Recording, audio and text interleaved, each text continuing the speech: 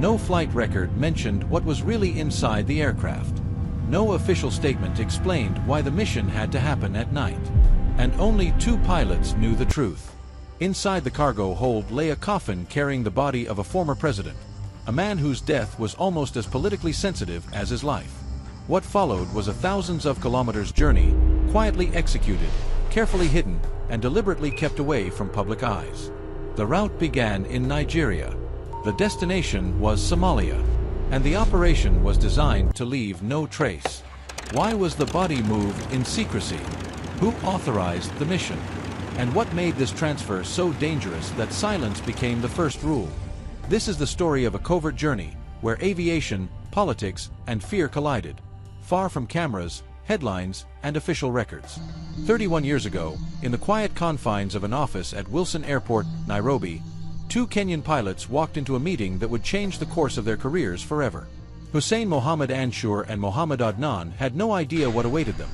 No indication that the request about to be made would plunge them into one of the most secretive aviation operations East Africa had ever seen. The visitor was a Nigerian diplomat, arriving with a message delivered without preamble. No small talk. No beating around the bush. Just a single sentence that made both pilots freeze in disbelief. "We need you to fly a body from Lagos to Garbahari, Somalia, for burial," the diplomat said.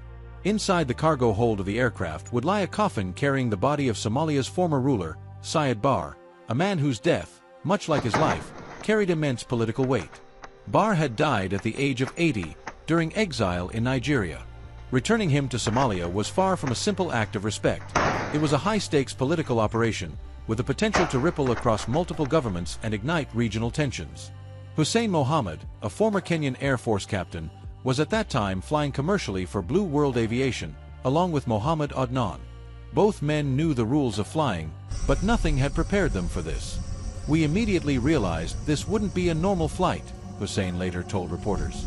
"The stakes were higher than anything we'd flown before." Siad Barre had ruled Somalia since 1969, after a bloody coup. Supporters remembered him as a strong leader who had resisted apartheid in South Africa. Critics, however, accused him of dictatorship and countless human rights violations. After his overthrow on January 28, 1991, by militia forces, Barre fled Somalia. Returning his body would inevitably involve political sensitivities, with potential diplomatic fallout across the region. Hussein and Adnan were frightened. The diplomat had requested the operation be conducted outside normal procedures, warning that exposure could lead to serious problems if the Kenyan authorities discovered the flight. "It was unlike any request we'd received before," Hussein said.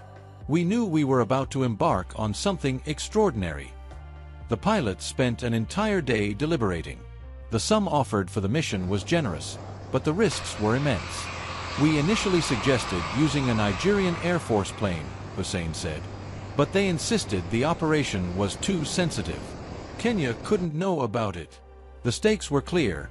Secrecy was not optional. According to Inail Mohammed, Siad Barre's son, the operation wasn't intended to be illegal. Islamic tradition demanded quick burial, and delays due to bureaucracy would have been disrespectful. "It was not a good time for us," Inail explained. "Paperwork would have delayed the burial, so secrecy was necessary, even though some governments were aware of it."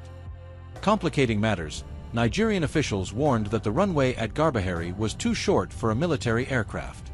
That's why Blue World Aviation, a civilian airline, was called in. Before agreeing, the pilots demanded guarantees from Nigeria. If something went wrong politically, Nigeria had to take responsibility, Hussein said. They also requested that 2 embassy officials accompany them. The Nigerian government agreed. At 3 a.m. on January 11th, their Beechcraft King Air B-200 silently lifted off from Wilson Airport. On paper, the destination was Kisumu, a lakeside city in western Kenya. But this was merely a cover. As they approached Kisumu, the pilots switched off the radar and diverted toward Entebbe, Uganda, exploiting the region's limited radar coverage. At Entebbe, airport officials were told the aircraft came from Kisumu. The Nigerian officials on board were instructed to remain silent and not disembark. The plane was refueled, then continued to Yaoundé, Cameroon, where the diplomat coordinating the operation was waiting. After a brief stop, the aircraft finally proceeded to Lagos, entering Nigerian airspace under the Air Force call sign WT-001, a precaution to avoid questioning or suspicion. Without it, Hussein said, we could have been stopped or investigated. That call sign was our shield. They arrived in Lagos at 1 p.m., where Barr's family was waiting. After a day of rest and preparation, the final leg began, transporting Barr's coffin to Somalia.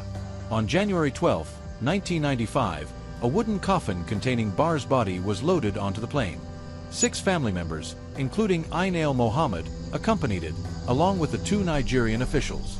Throughout the journey, airport authorities in Uganda and Kenya were never informed of the true cargo. Even on the return flight, all were told the aircraft's destination was Kisumu. Near Kisumu, however, the pilots redirected the plane east toward Garbahari, Somalia.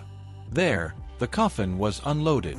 The pilots attended the burial, fully aware that this was the most tense and high-pressure moment of the operation. We were nervous the entire time, Hussein recalled. You think, this is the spot where it could all go wrong, where we could be stopped. To avoid detection on the return flight, they informed Wilson Airport Air Traffic Control that they were arriving from Mandera, giving the impression of a routine domestic flight. No questions were asked, and for the first time, they felt truly safe. The mission was now complete. A journey of thousands of kilometers, executed by 2 pilots, transporting 1 coffin, in a flight that officially never existed. The stakes had been immense: political fallout, international scrutiny, and the potential for outright disaster at any point.